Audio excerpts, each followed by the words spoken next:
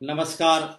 લોકશાહીમાં ચૂંટણી છે એને એક પવિત્ર પર્વ તરીકે ગણવામાં આવે છે અને આ પવિત્ર પર્વ ચૂંટણી એ લોકશાહીમાં કોઈ પણ જાતના ભય કે પક્ષપાત વગર તટસ્થતાથી યોજાય એ લોકશાહીનો પાયાનો સિદ્ધાંત છે. મને અનેક મતદાતાઓનો ફોન આવે છે, સંદેશાઓ આવે છે કે એમને તંત્ર દ્વારા, ખાસ કરીને પોલીસ વિભાગ દ્વારા બોલાવવામાં આવે છે, ધમકાવવામાં આવે છે, મતદાન નહીં કરવા માટે કહેવામાં આવે છે, અથવા સત્તાધારી પક્ષને મતદાન થાય અથવા તમારી ટકાવારી ઓછી થવી જોઈએ, આવા બધા પ્રયત્નો થાય છે. હું સૌને વિનંતી કરું છું કે પવિત્ર મતદાતાની ફરજ તરીકે આવું કોઈ પણ ક્યાંય આપને અડચણ આવતી હોય તો હવે તો ફોનના રેકોર્ડિંગ થાય છે. કોઈ પણ પોલીસ કર્મચારી કે અધિકારી આપને બોલાવવા માટે પણ ફોન કરે કે કોઈના દ્વારા સંદેશો મોકલે, રેકોર્ડિંગ કરજો. સીસીટીવી હોય તો એના ફૂટેજ મેળવજો.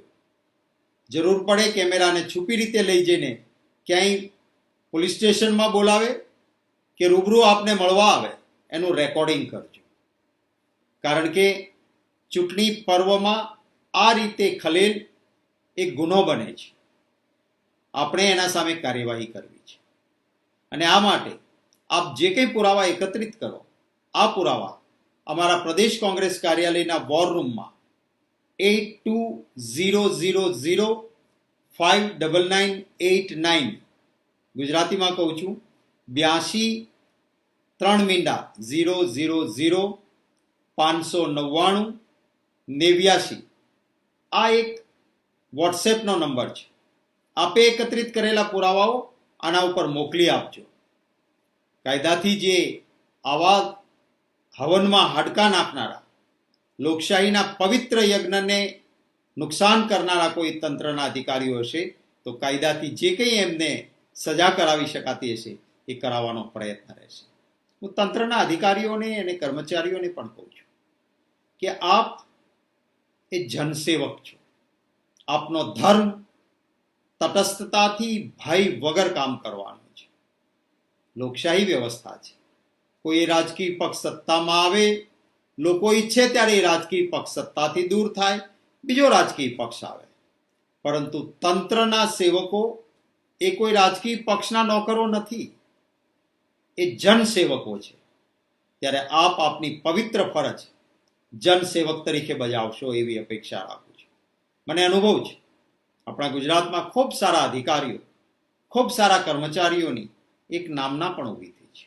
છેલ્લા થોડા સમયથી રાજકીય સત્તાધારી પક્ષ દ્વારા આપણા તંત્રને કોઈને કોઈ રીતે ફોર્સ કરીને, દબાવીને એમના પાસેથી એ કામો કરાવવામાં આવે છે કે જે કામો કરવા માટે એક જનસેવક ફરજથી નથી બંધાયેલા.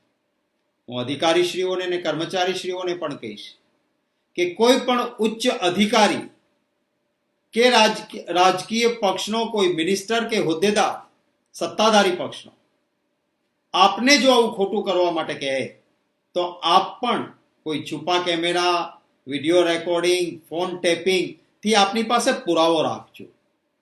કારણ કે કાલે આપ ક્યાંક ફસાશો તો આ બધા રાજકીય વાળા તો છે ને, સત્તા પક્ષ વાળા, એ હાથ ઊંચા કરી લેશે, કોઈ બચાવવા નથી આવતું. ભૂતકાળમાં કેટલાક અધિકારીશ્રીઓ રાજકીય પક્ષના, સત્તાધારી પક્ષના ઈશારે ખોટું કરી બેઠા અને એમને જ્યારે ભોગવવાનું આવ્યું ત્યારે સત્તા પક્ષે હાથ ઊંચા કર્યા હતા, એમની વહારે નહોતા આવ્યા.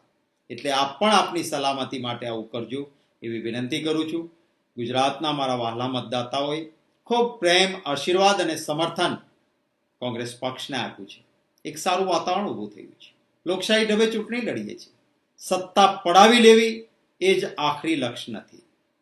સેવાની સાધનાના યજ્ઞ તરીકે જાહેર જીવન હું કરું છું અને એમાં આપનો જે પ્રેમ અને આશીર્વાદ મળ્યા છે, મને અને કોંગ્રેસ પક્ષને, અમારા ઉમેદવારશ્રીઓને, એ માટે આપ સૌનો ખૂબ આભાર માનું છું. આપના સૌના ગુજરાતીઓના પ્રેમ, સમર્થન અને આશીર્વાદના કારણે સત્તાધારી પક્ષ ભારતીય જનતા પાર્ટી ખૂબ જ બોખલાહટમાં, ગભરાહટમાં એવું બધું કરી રહી છે કે જે ન કરવું જોઈએ.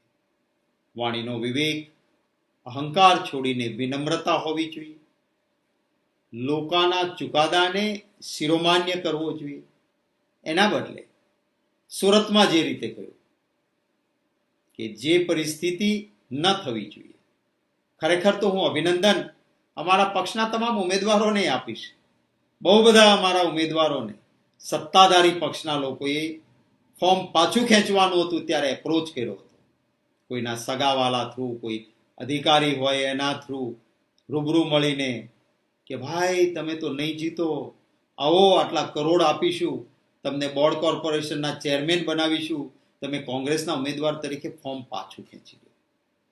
પણ હું મારા ઉમેદવારોની નિષ્ઠા અને પ્રમાણિકતાને સલામ કરું છું કે એક પણ ઉમેદવાર ભયમાં કે લાલચમાં આવ્યા નહીં, અને કોઈએ પણ 5 વિધાનસભાની પેટા ચૂંટણી કે અમારા જે ફોર્મ માન્ય થયા એવા 23 કોંગ્રેસ પક્ષના અને 2 ઇન્ડિયા ગઠબંધનના આપના પક્ષના ઉમેદવારોએ અનેક પરિસ્થિતિની વચ્ચે, લાલચ ધમકીની વચ્ચે પણ પોતાનું ઉમેદવારી પત્ર પાછું નથી ખેંચ્યું અને મક્કમતાથી લડી રહ્યા છે.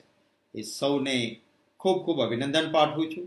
ફરી વખત મારા વહાલા ગુજરાતીઓને ખૂબ હૃદયપૂર્વક નમન કરીને શુભકામનાઓ પાઠવું છું કે આપણું ગુજરાત ભાઈચારો, એકતા અને પ્રેમ, મહાત્મા ગાંધીજીની આપણી આ જન્મભૂમિ